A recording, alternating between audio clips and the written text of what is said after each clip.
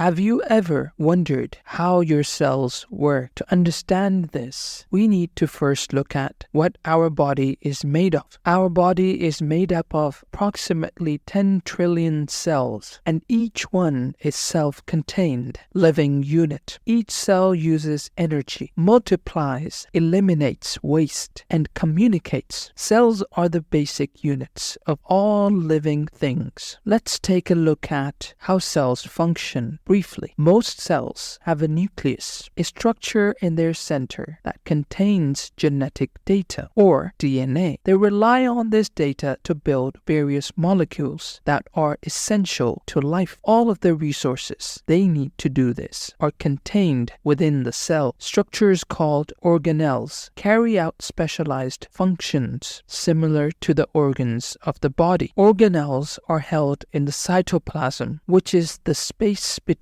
the nucleus and the cell membrane. Molecules are brought into the cell and others are shipped out, just like in an efficient factory. Let's now take a closer look at the nucleus. The nucleus is the cell's command center, containing blueprints in the form of DNA. Surrounding it is an outer membrane full of pores, which controls what goes in and out. Now that we have looked at the cell briefly, let's dive deeper and look at the steps of how the cells work. Step number 1, receiving instructions. Everything that happens in a cell is controlled by instructions in the nucleus. These instructions are exported on long molecules called messenger ribonucleic acid, or mRNA. These molecules travel out of the nucleus and into the cytoplasm. Step number 2, manufacture. The mRNA travels to an organelle attached to the nucleus called the rough endoplasmic reticulum. There it attaches to ribosomes that stud the organelle, and the instructions are made into a chain of amino acids that becomes a protein molecule. Step number 3, packaging. The proteins travel in vesicles, which are little cellular bubbles that float through the cytoplasm to the Golgi body. This organelle acts much like the mailroom of the cell, packaging the proteins and putting labels on them, which determine where they are sent next. The final step, step number 4, is shipping. The Golgi body places the proteins into different types of vesicles, dependent on their labeled destination. These vesicles bud off, and those destined for outside the cell fuse with the cell membrane and release the proteins outside of the cell.